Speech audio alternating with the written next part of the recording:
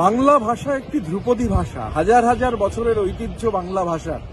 বাংলা ভাষায় হচ্ছে প্রথম নোবেল এসেছে, ইউরোপের বাইরের প্রথম নোবেল রবীন্দ্রনাথ নিয়ে এসেছেন।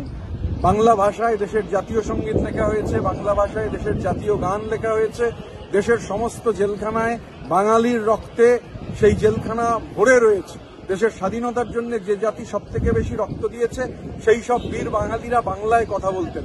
আমরা অবাক, আমরা হতবাক যে বাংলা ভাষাকে বাংলাদেশি ভাষা আখ্যা দেওয়া হচ্ছে এবং তা নিয়ে বিজেপি নেতারা সেটাকে ডিফেন্ড করছেন। এই যে অপমান, বাংলার অপমান, বাংলার সংস্কৃতি, বাংলার কৃষ্টি, বাংলার ঐতিহ্য, স্বাধীনতা আন্দোলনে বাংলার ভূমিকা, এই সমস্ত কিছুকে নস্যাৎ করে দিয়ে বাংলা ভাষাকে বাংলাদেশি ভাষা বলে চালাবার যে অপচেষ্টা হচ্ছে তা কোনোভাবে মেনে নেওয়া হবে না। গোটা দেশ জুড়ে বাংলা বলার অপরাধে ডবল ইঞ্জিন শাসিত রাজ্যে বাঙালির ওপর আক্রমণ হচ্ছে, কিন্তু ওরা ভুলে যাচ্ছে যে আমাদের নেত্রীর নাম মমতা বন্দ্যোপাধ্যায়, আমাদের নেতার নাম অভিষেক বন্দ্যোপাধ্যায়।